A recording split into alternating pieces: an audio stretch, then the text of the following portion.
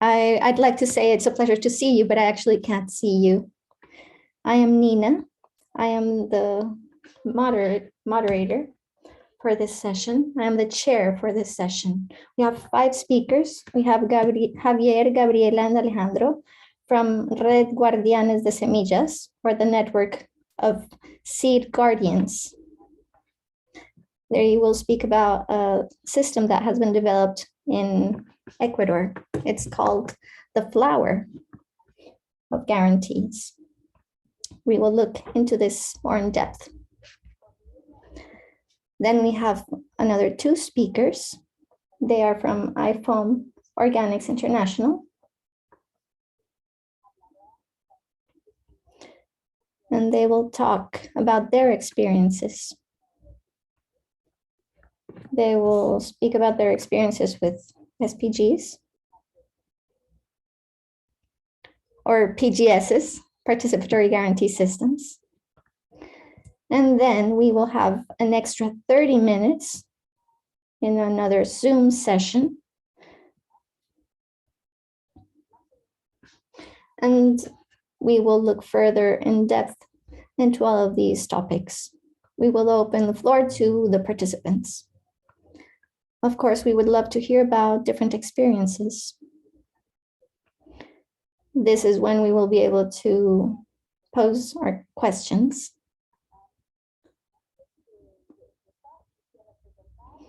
So before we start, I would like to present our speakers from Ecuador. And later I will present Cornelia and Mathew from IFOAM. So Javier Carrera is our first speaker. He's involved in permaculture. He's an author, he's an educator and activist. He founded and coordinates the network of seed guardians in Ecuador. He has published many articles on food systems. He has developed an inventory of Ecuador's food patrimony. We also have Gabriela Galarza. She's a co-founder of La Cuica Cósmica. This organization promotes regenerative systems through permaculture and education. Gabriela is the coordinator of the Guarantee Flower. We also have Alejandro Solano. He's an ecology guide, and he manages a natural reserve. He shares methods of natural restoration based on permaculture. He also supports the coordination of the Guarantee Flower. So I will give the floor to Javier.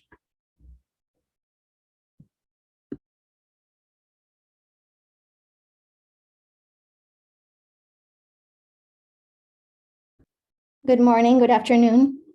Thank you for being here today. My name is Javier Carrera, as Nina said.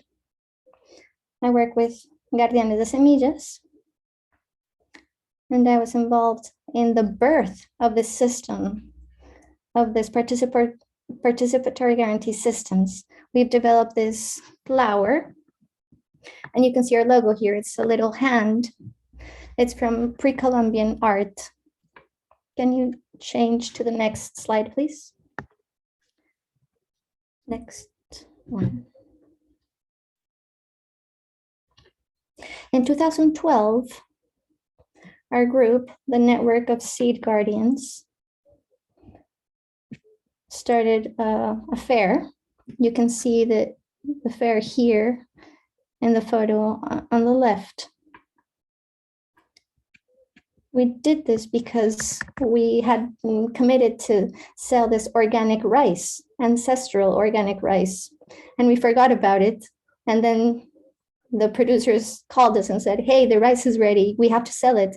So in a rush, we set up this fair in the garage of a house.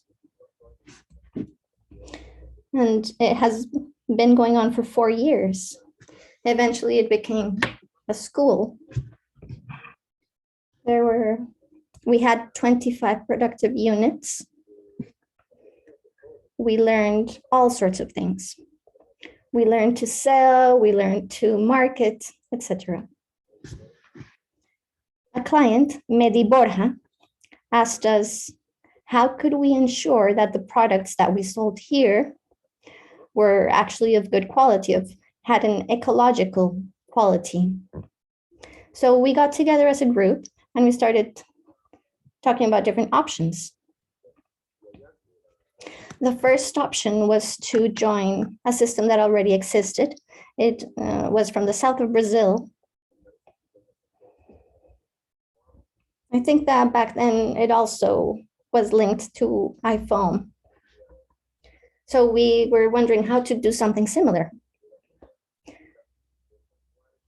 They recommended that we should read the manual of ecological organic production that already existed. So we were committed to this huge task. It had a lot of technical terms, technical ideas. It was not going to be easy, and consumers would actually have trouble following this. We realized that it was very important for us that consumers understand the process. They were the ones who should decide what they want to purchase. And of course, they needed to know about the product and know about its quality. So we came up with a form, and at the right, you can see the first time that our committee gathered in 2012.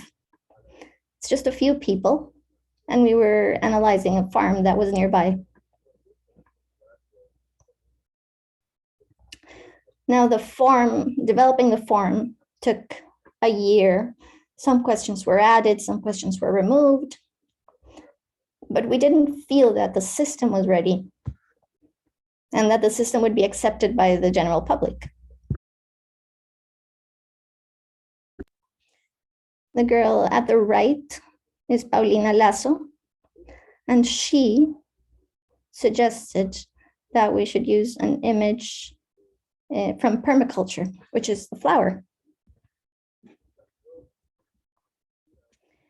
In permaculture, a flower has 7 petals, and each petal represents a different aspect of permaculture. So she said that each petal should relate to a different aspect of farming.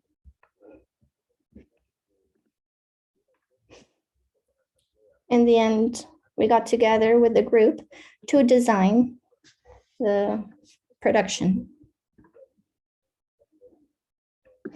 That's where we got the idea of the flower, of the 8-petaled flower.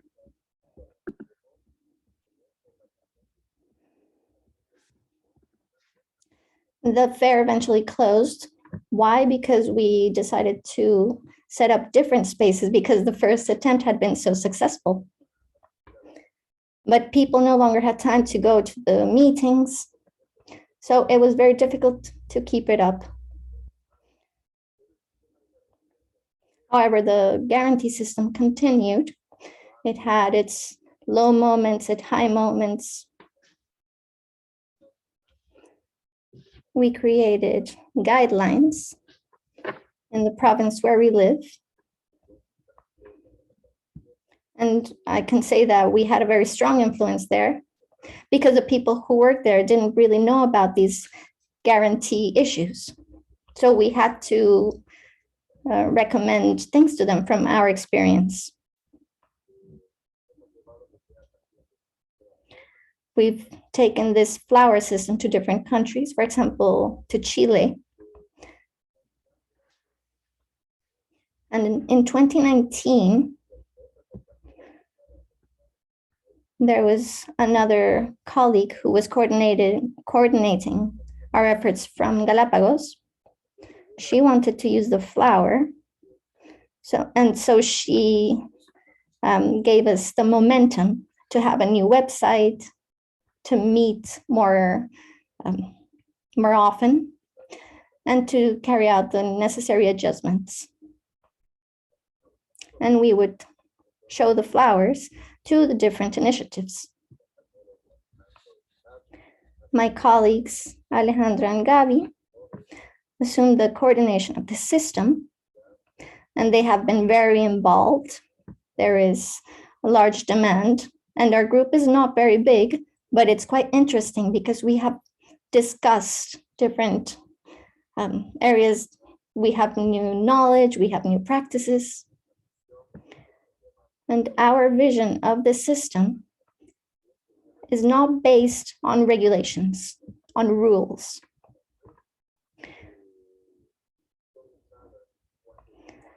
We believe that rules are used when groups can no longer meet to discuss. Rules are something set in stone, whereas discussions can flow. And we believe that rules can just be amassed and people won't understand them. So it's better to just have discussions among peers, and that will allow us to reach conclusions. This has been very useful to us. There are always cases where we ask ourselves, okay, what do we do now? Will this contaminate the environment? Will it be helpful? So this allows us to reach practical solutions.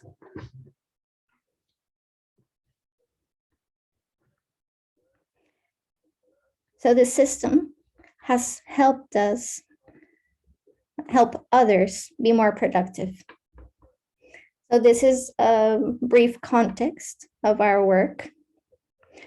If you have questions, I will be happy to answer them later. I will hand the floor to the next person. Thank you.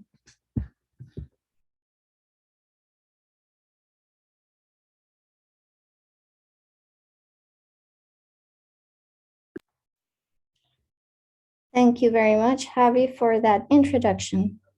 Yes, it has been hard work. It's been going on for many years now. Now I will explain each petal in the flower.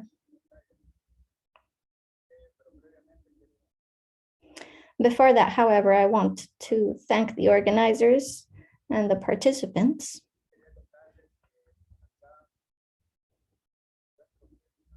I also wanted to tell you that right now I'm in a rural area, a few hours from the capital city. And here we've been working on agricultural production, regenerative production. It has many names, actually. And for many years, we had conventional certification. That's the term used nowadays. It's part of my story, actually. Anyway, this certification always left us concerned. As Javi was saying, there are many bureaucratic terms or issues that weren't really linked or didn't take into account what was actually happening in the field. Sometimes we worked or we walked around the land and we could see the productive system. And often we noticed that these people didn't really know about agriculture. They knew about their farms, they knew about the terms, but they didn't really know what regenerative work meant. They didn't know about ecology, agroecology. They knew very little, if not nothing. So I was very, very worried.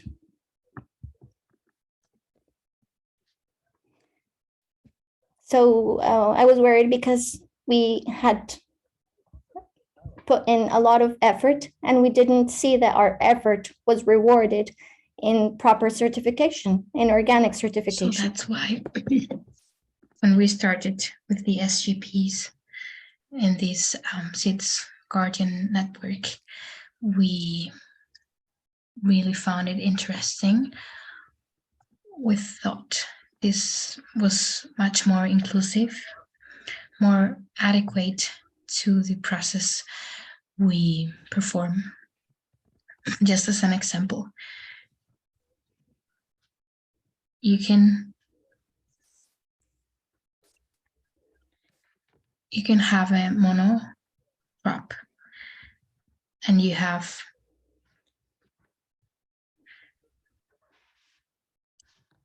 it has a few biodiversity. So I think that these crops cannot really be linked to biomass. We try to be have a assessed. balance We look for a balance between between these. biomass and biodiversity. Now I'm going to talk You can about see the flower here. You can see the different petals.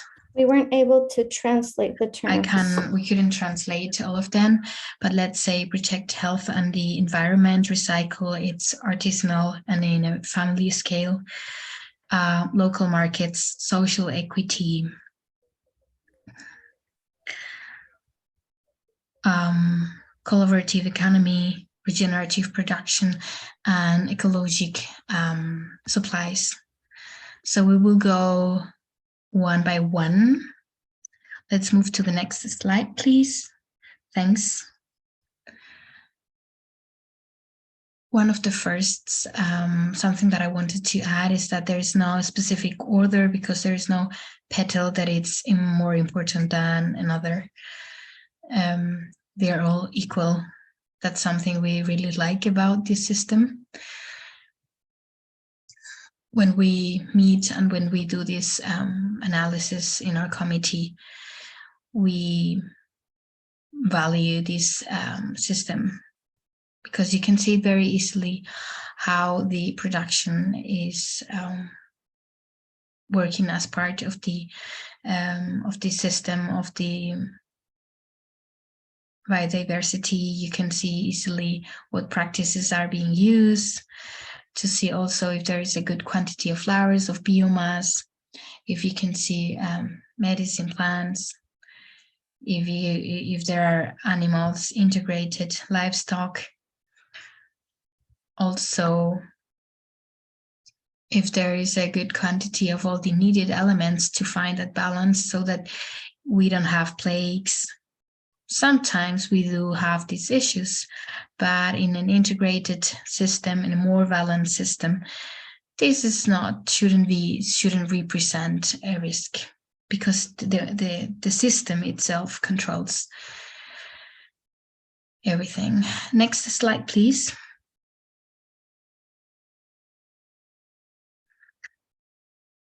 Oh, we have a colleague who is regenerating soil in Galapagos. Okay, in some ecological supplies,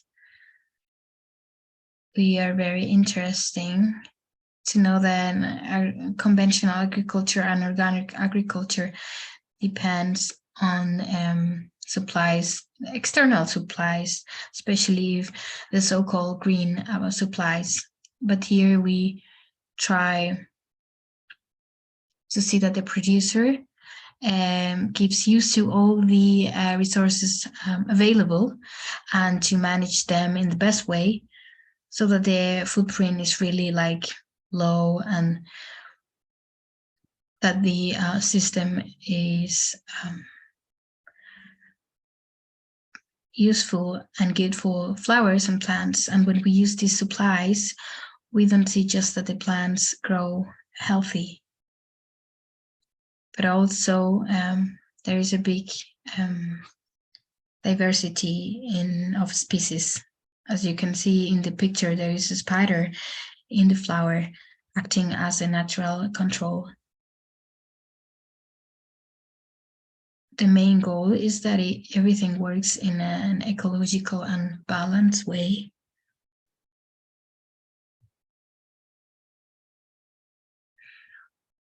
We don't talk only about what we need to produce the commodities, but also about what you use to create the products, elaborated products. One thing is to produce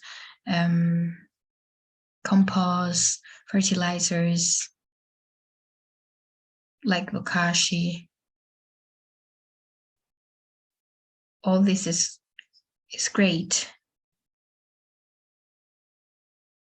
You don't really need to perform all of them, just the ones that are best for your farm.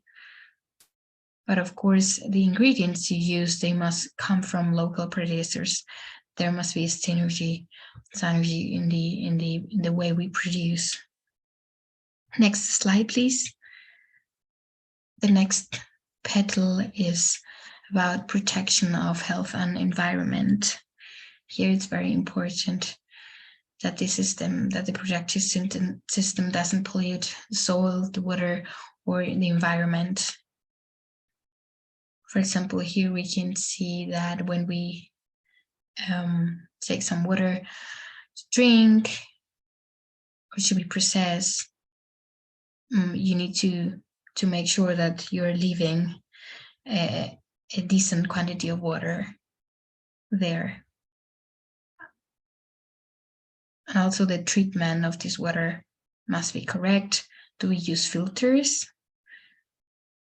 We do use a filter so that the water becomes clean and returns. We can also use algae,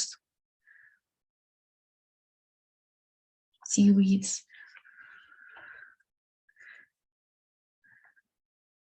Of course, also we need to consider if the toilets do use water, if they don't, if the water is processed, if it has a compost system. It's not just about not polluting the environment, but also the humans who are gonna, like the consumers and the farmers and producers.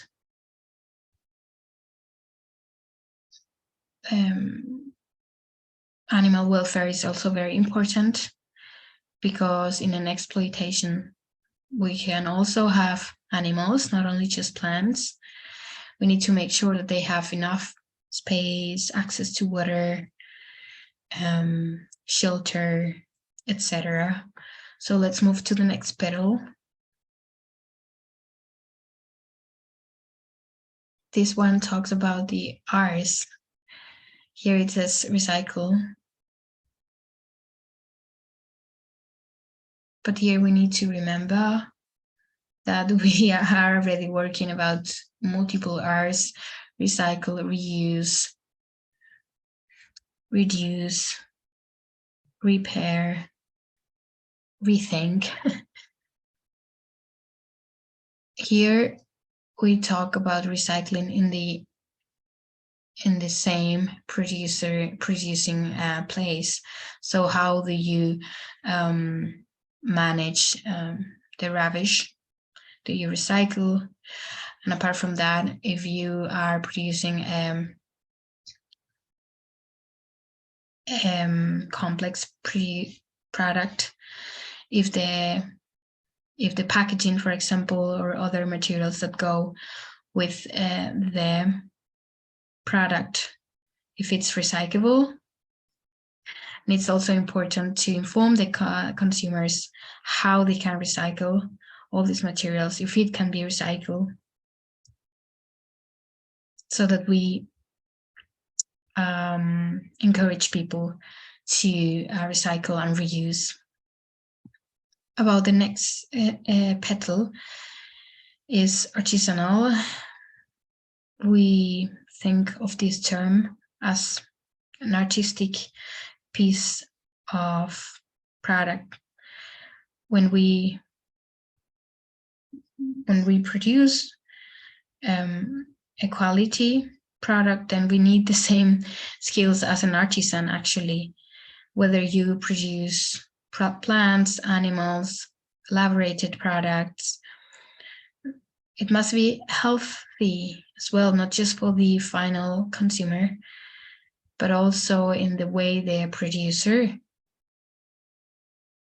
has a healthy life and is also committed or receives participation or help from their families.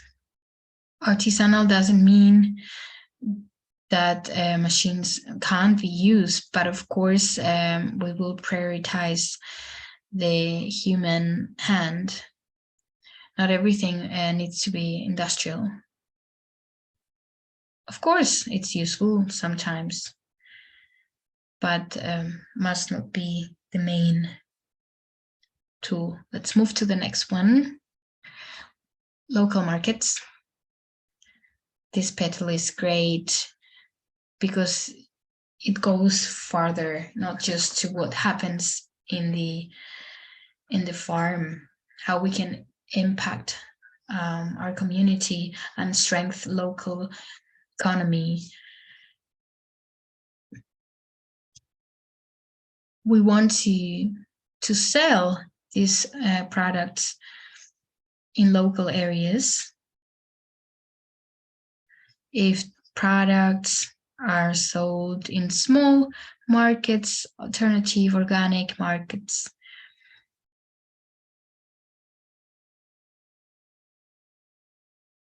well, you don't have to sell them out of the farm.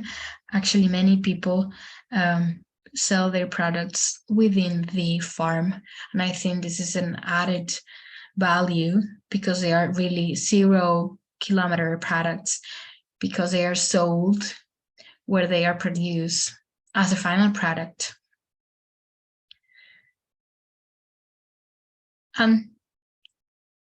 It's very positive that these market chains are fair and small, short.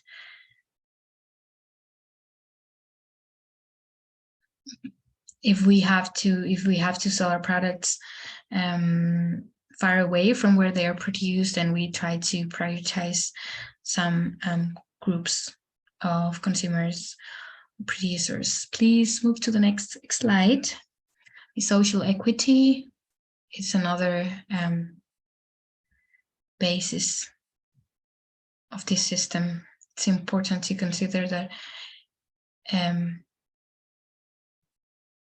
this part, we pay attention to the fact that the people who are working there, who are using that place, or who are the owners, as well as the employees,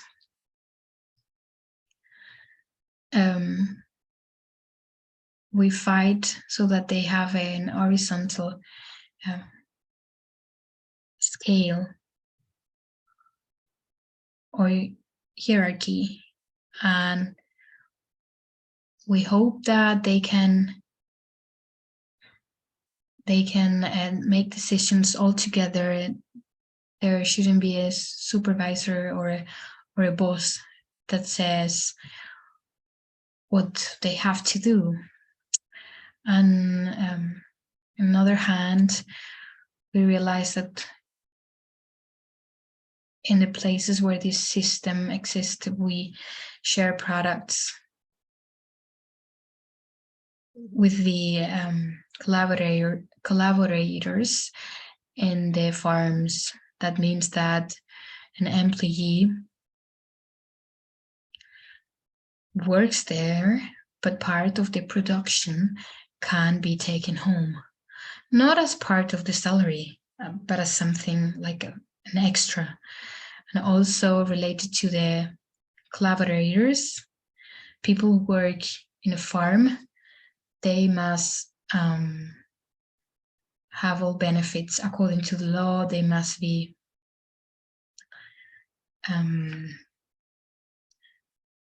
they must have an health insurance. Everything must be regulated and legal.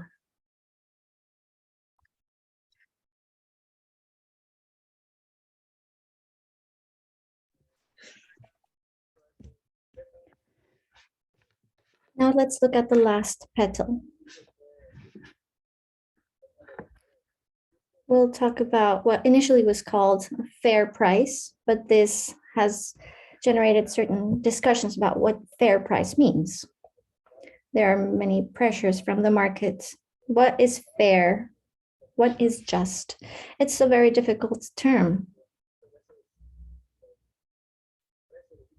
Sometimes price is just dictated by the market, by supply and demand. So we changed the name of the petal because we believe that there should be a collaborative economy. The market shouldn't dictate the price. There should actually be an analysis.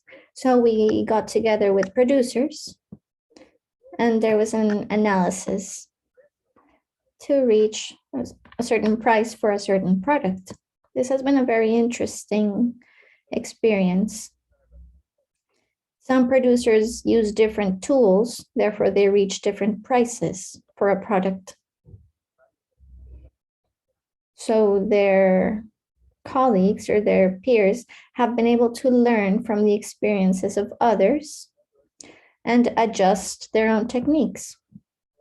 What we want is for the person who produces to have the appropriate remuneration.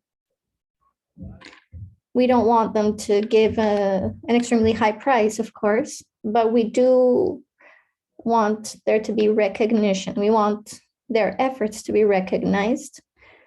Products will have a nutritional quality, of course, as well.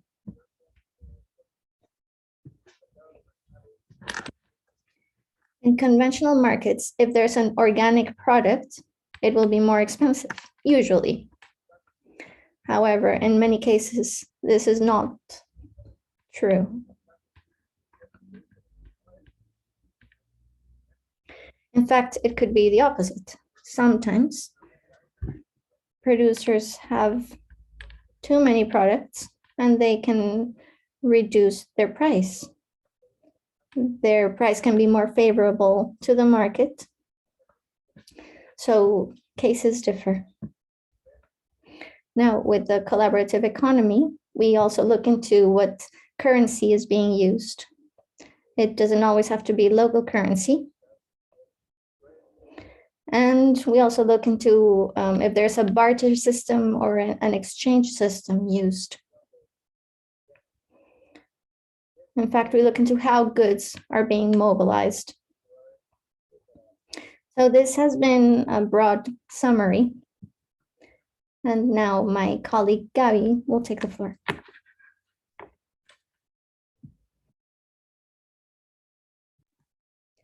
Thank you, Alejandro. Thank you, Javier. As they said, I am Gabriela. I provide support for this initiative. I want to talk about the different dimensions that we try to reach, that we try to assess, and that we try to communicate to other people. Because people are going to choose these products, so they have to understand the system. So these are the steps. First, well, let's say there's a farm that has to have certification, and this leads to an oversight visit. We have 7 supervisors or overseers. These are people involved in permaculture. They have a large track record in regenerative systems. And they go into the field and look at the farms.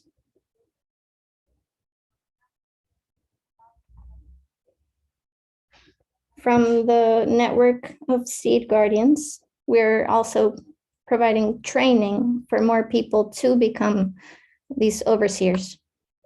So what we do during the visits is talk with the producer, talk about the farm, how they're producing their products, and we analyze these dimensions.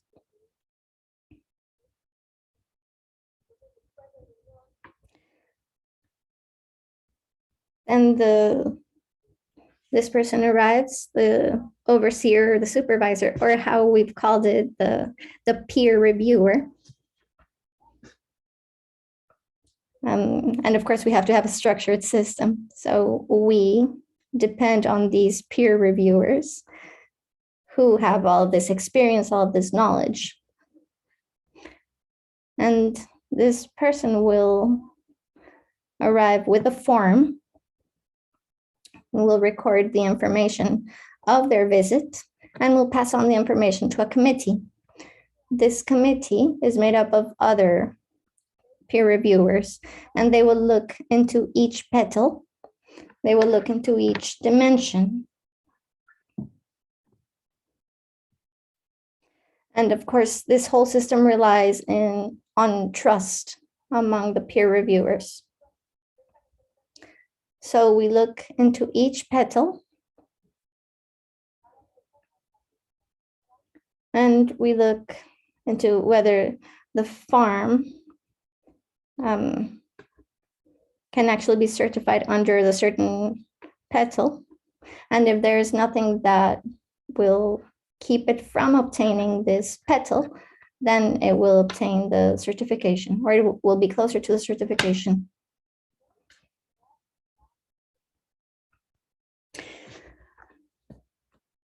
So if the criteria is not met, then it will be assigned whether maybe no petal or maybe half a petal.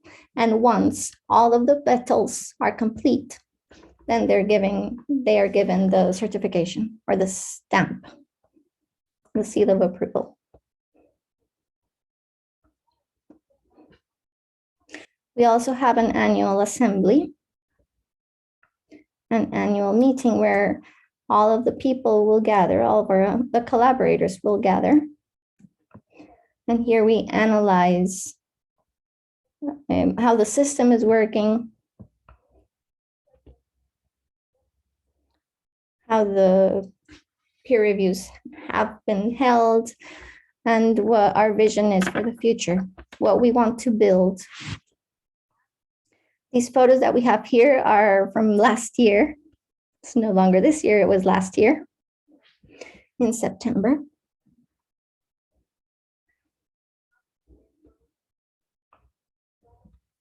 And in addition to these discussions, we always search for the best way of making this a useful certification. We want to invite people into this system of permaculture. And the peer review system will complete the training of the peer reviewers. They will deepen their knowledge.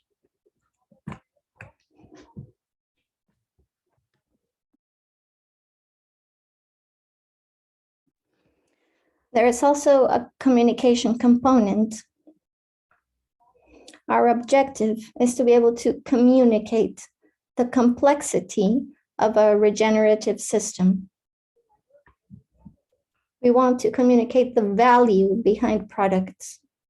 We want to communicate this to consumers and also to the people who are supporting these methods.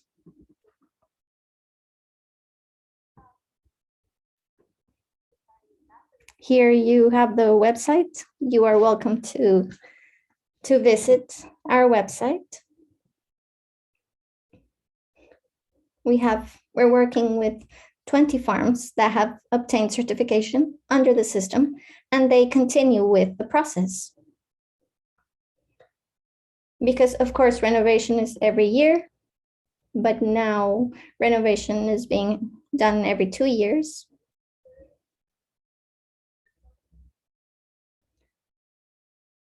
So now, if you go into this website, you will be able to see each farm. You'll be able to see what their level is in each petal. These are my neighbors in Nahualpalugo. It has a very advanced permaculture system. Almost all of its petals are complete. And this actually tells you many things. At the website, you can see what each petal means, and you can see what they are doing, whether they buy the meat or the milk produced in Nahualpalugo, what they are supporting, what is behind their effort, what is the quality of the products.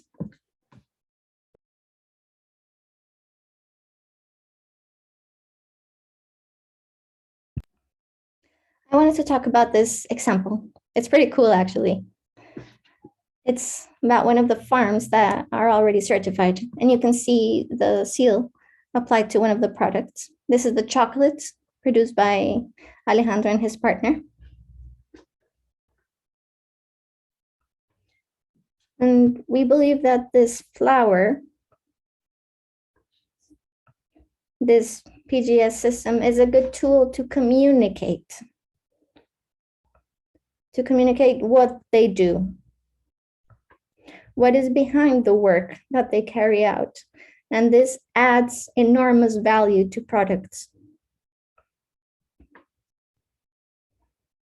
Now, to wrap up,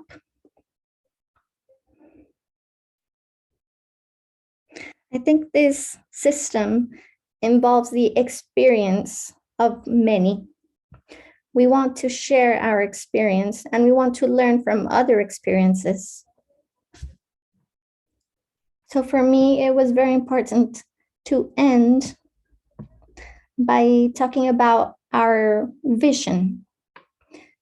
Why do we think that this is important? Why do we fight for this participatory guarantee system? Well, it's something that is evolving continuously. It's the result of a group. Right now, it's the Guardians of the Seeds network. But we try to speak about this permaculture system. It's very important. It's not just a system on paper. It's actually a system that works, that flows, that depends on discussion, on collective input.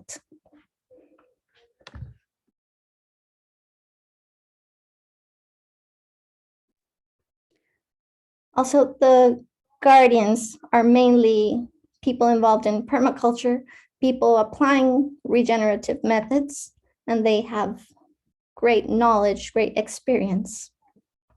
This is what makes it very special. So I feel that this flower can inspire permaculture, and it's very complex.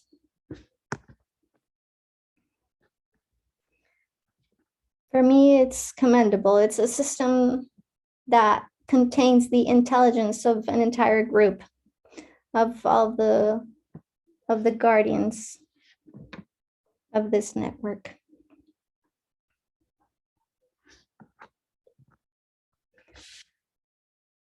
This system is also a tool for transition.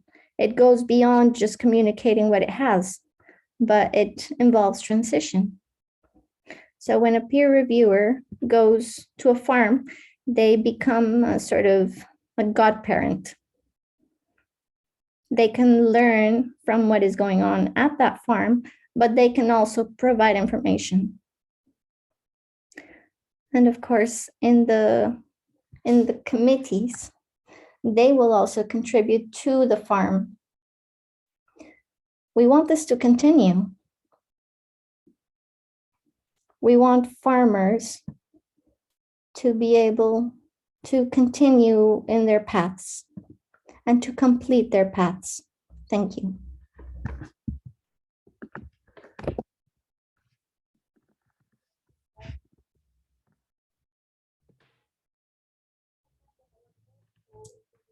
Thank you. Thanks to the three of you for introducing your flower. Very interesting. We still have time to listen to Cornelia Kirchner, works as an consultant in different PGS, has worked during 10 years at the Organic Policy and Guarantee team at the IFOM, has also participated in PGS development projects in West Africa and East Asia. Then we will talk to Mathew. Mathew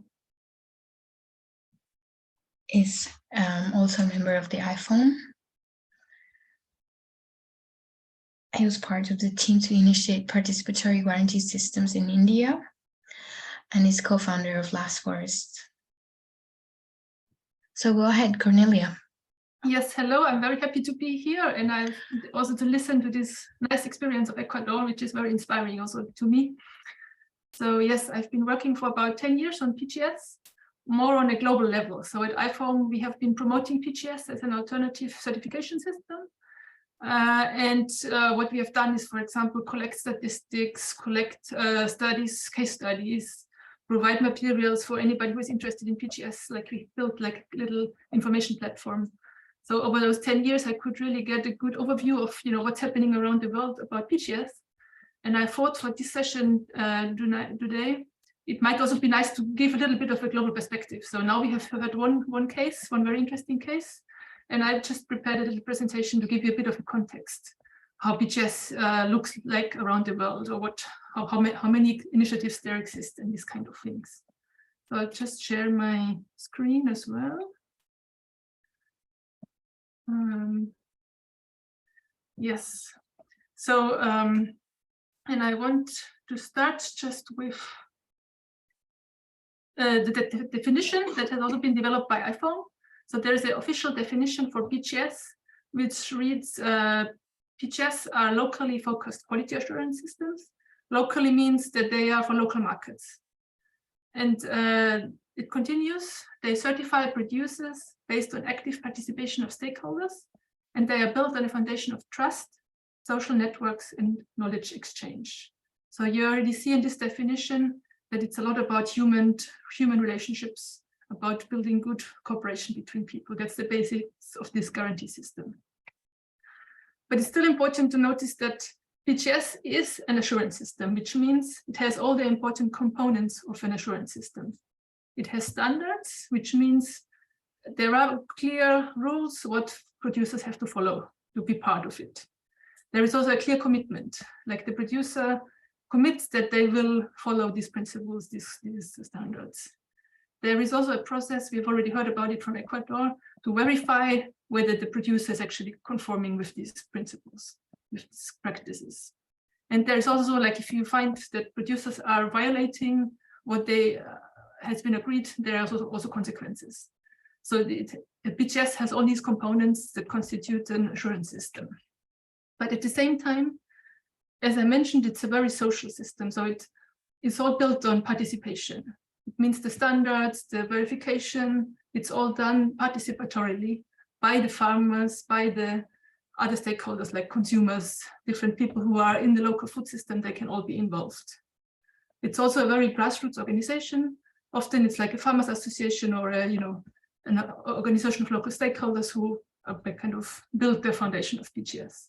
And PGS always, they have mechanisms to support the producers, to help them.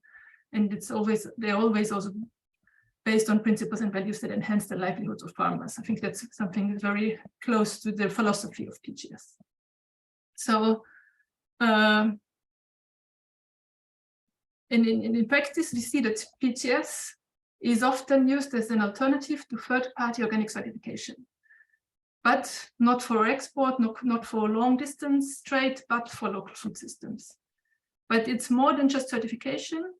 PGS brings a tool to discuss among stakeholders practices and to mutually support each other, and to actually not just fulfill like a minimum, but to kind of be in contact to improve and strive towards certain goals. And now I've been promising you to tell you a little bit about the history and the current situation of PGS. So PGS is actually not something new. It developed since the 1970s in different countries around the same independently. And it's a little bit like when organic agriculture was still in early stages, when farmers were still new to organic and they were discussing among themselves what is actually organic, what are these practices. So it was actually at that time farmers, together with maybe scientists, consumers, who actually developed the first standards and developed the first organic logos. So that's actually when PGS developed first. And then later on, the certification, as we know it, like with regulations, with third-party certification body, this is something that actually developed after the first PGS started.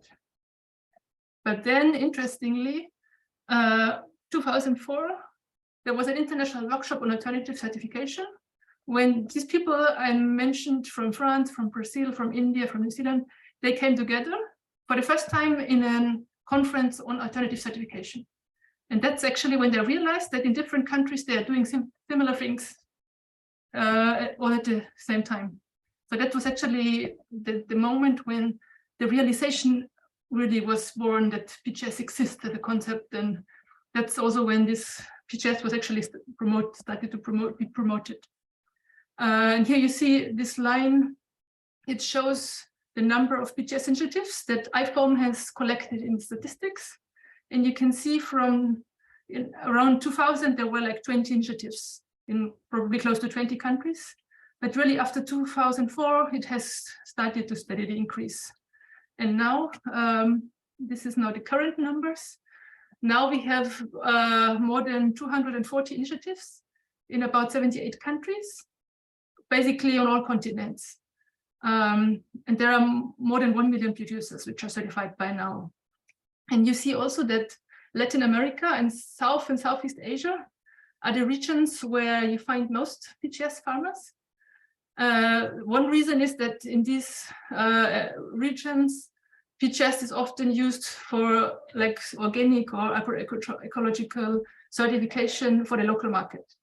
Like there are also other products like third-party certified organic products, but they are mostly exported. But for the local markets, it's really PGS that is the main guarantee tool for these type of products, whether it's organic, agroecological, permaculture, and so on. And then you see, for example, in Europe and North America, we also have some PGSs. And that's maybe one interesting aspect to consider. So I think you can find two PGSs in two contexts. In Europe and the US, where it's very easy already to find organic products in supermarkets and so on. And the people who are involved in PGS, they're usually going beyond like just the minimum, no? So we have like here in Spain, we have agroecological initiatives who say they are not happy with that social standards are not considered enough in organic. Or we have Nature et Progrès, which is one of the oldest PGS that exist, or actually the oldest that we know. And they say, you know, we're not happy to just fulfill a minimum. We want to set new goals and review progress every year. And they have quite a few elements in their standards that are beyond what is the EU regulation on organic.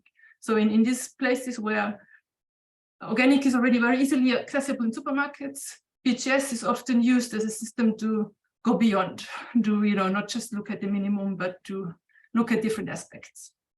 And in like Latin America, India, and so on, I think there's two different possibilities. Either it's the same, like we see in Ecuador, it's also very much about looking into different goals, different aspects, and wanting to drive towards something that is better. But it can also be used just as a simple organic certification for the local market, where basically PGS is the only way for local markets to get certification. Yes. So that's basically, as you see, by now PGS has quite spread around the world. And peer review, what has already been mentioned, is like core aspect of PGS. So in PGS, usually each producer is visited like once per year by another producer, and there might be other stakeholders who also come, like consumers, for example. And this visit, it's to know the practices of the producer, but it's also to accompany the producer in the process of improvement. So it's very different to inspection from third-party certification, where the inspector comes and, you know, it's not a very comfortable visit usually. On the contrary, in PGS, many producers actually look forward to the PGS visit because they know they will learn things, there will be a knowledge sharing, and it's actually a rather positive and good experience. And it's a learning opportunity for all, basically. And this is like something similar what we have seen from Ecuador. This is a tool used by Nature et Progrès France, how they review progress towards goals. So they have these types of topics that they review for each farm every year. And this is now my last slide. I guess time is quite close to the end. So I just wanted to summarize that there's quite a few advantages of PGS, or things that PGS can bring. So it's a method that can give you a reliable guarantee that can help you to build trust into your products. It's certainly cheaper than third-party certification in terms of fees. Very importantly, in my opinion, it's a way to democratize certification, which means, you know, producers, stakeholders can get back the possibility to create their own standards, to decide themselves what's going to be written, what's the practices they want to follow, rather than you know, regulations or external actors actually making the rules. It's something where learning and community development is very much stimulated, and where strive towards goals and progress is very much encouraged, rather than just, you know, fulfilling the minimum standard. But I also want to stress that PGS is also something that is, you know, not necessarily easy to implement. It requires a high degree of dedication from stakeholders. So it means it's a lot of work, no? Which also doesn't have to be underestimated. And Javier was mentioning it, that there was in Ecuador, they had difficulties at times to really make up, you know, all the time that is needed to actually work on this system. It's also a long-term process for capacity building, which means it will take some time to set it up and to make everybody feeling really comfortable with, you know, doing peer reviews themselves, for example. It's also a complex social organization. You know, there is maybe conflicts that could come up, so you need to also find ways how to manage that. And then there's 2 points which I put into gray. There's a lack of government recognition in some parts of the world, and I put it in gray because some see this really as a big disadvantage. Some see it also as an advantage, that they are not bound to the government system, no, they work outside of it. So this is something that we can also discuss afterwards. It can be an advantage, it can be a disadvantage. And the other one I also put in gray out of the same reason. It's not relevant for long distance market channels. So the people who want to look into that, they are not very happy with PGS. But for anybody who is more looking into local food system, local markets, for them, this is, I guess, more of an advantage. But if you want to set up PGS, this is something that you need to keep in mind. So looking at all these disadvantages, you also have to consider that it's always important to consider the need and the added value of PGS for stakeholders. If that's not, if PGS is not really giving a clear benefit to producers, either they get a lot of information, a lot of knowledge sharing, but also to, you know, have access to a market. I'm rushing a bit, Nina, I see you're coming up because I see that the time is up, but I'm basically at the end. So I just wanted to say, yeah, when you look into PGS, it's important that you have a clear vision behind it and clear benefits for producers. That's it. Giving it back to Nina. Thank you so much, Cornelia. And really, unfortunately, we have run out of time in this particular crowdcast space, but we still have Mathew John, who has some experience to share from India. And we hope that you will all join us in the question and answer session, where Mathew will talk to us more about the situation in India, and where we can also ask questions to all of the speakers that you have seen today.